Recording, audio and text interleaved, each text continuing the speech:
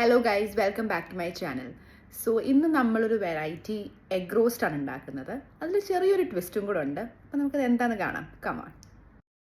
Sliced onions അത് 3 നമ്മൾ എടുത്തിരിക്കുന്നത്. മാക്സിമം തിന്നായിട്ട് കട്ട് ചെയ്യാൻ നോക്കുക, നല്ലോണം റോസ്റ്റായി കിട്ടാനായിട്ട്. പിന്നെ ആവശ്യത്തിന് കറിവേപ്പിലയും പച്ചമുളക് എരിവിനനുസരിച്ച് എടുക്കണം. പിന്നെ ഇതാണ് നമ്മുടെ paste, that is with a twist. അപ്പോൾ നമ്മളിന്നത് Kashmiri chilli, cashew nuts and ഒരു 1.5 ടൊമാറ്റോ ആണ് ഞാൻ എടുത്തിരിക്കുന്നത്. നല്ലോണം സ്മൂത്ത് പേസ്റ്റായിട്ട് അത് അരച്ചെടുക്കണം. പിന്നെ നമുക്ക് ആവശ്യമുള്ള മുട്ട, ഇതിനകത്ത് ഞാൻ ഈ കറിക്ക് ഞാൻ ജസ്റ്റ് 3 മുട്ടയാണ് എടുത്തിരിക്കുന്നത്.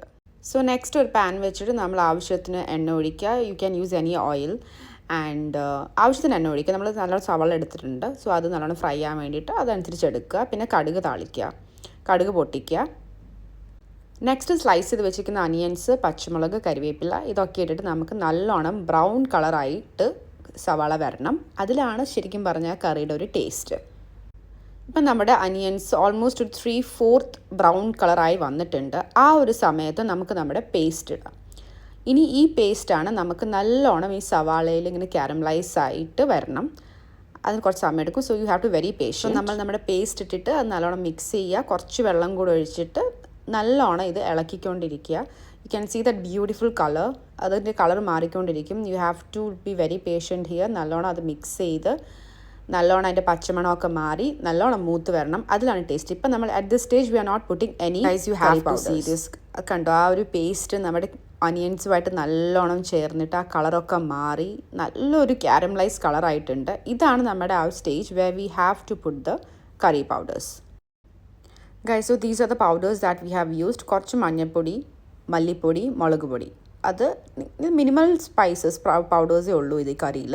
So it's very simple and it will give you A very simple taste. കൂടുതൽ മസാല ഇട്ടിട്ട് ഇത് കുളവാക്കുന്നില്ല. സോ ഇത് നമുക്ക് പെട്ടെന്ന് ഉണ്ടാക്കാൻ പറ്റുന്ന ഒരു കറിയാണ്. സോ അക്കോർഡിംഗ്ലി നമ്മൾ പൗഡേഴ്സ് ആഡ് ചെയ്താൽ മതി. സോ നമ്മുടെ ഗ്രേവി ഓൾമോസ്റ്റ് റെഡിയാണ്. It's almost ready.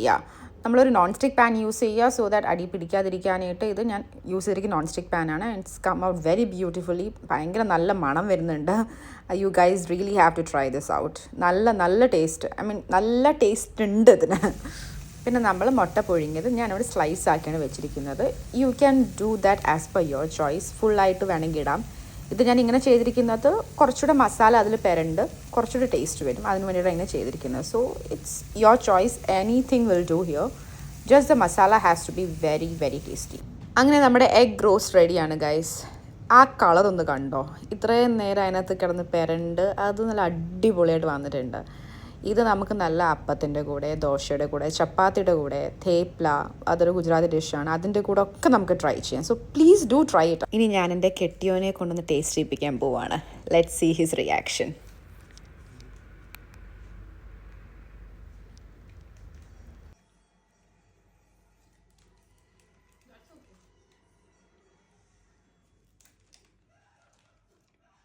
എങ്ങനെയുണ്ട്? ഗുഡ്. സോ ഗൈസ്, നിങ്ങൾ കണ്ടല്ലോ, ഡിഷ് അപ്രൂവ് ആയിട്ടുണ്ട്. ആൻഡ് എൻ്റെ ഹസ്ബൻഡ് പറഞ്ഞാൽ അതിൻ്റെ അർത്ഥം ഇത് കറക്റ്റ്ലി ആണ്. അതുകൊണ്ട് നിങ്ങൾ എല്ലാവരും ഇത് ട്രൈ ചെയ്യണം. കമൻസ് ഇടണം. എന്തെങ്കിലും സജഷൻസ് ഉണ്ടെങ്കിൽ അതും പറയണം. ഇത് ഞങ്ങളുടെ പുതിയൊരു ചാനലാണ്.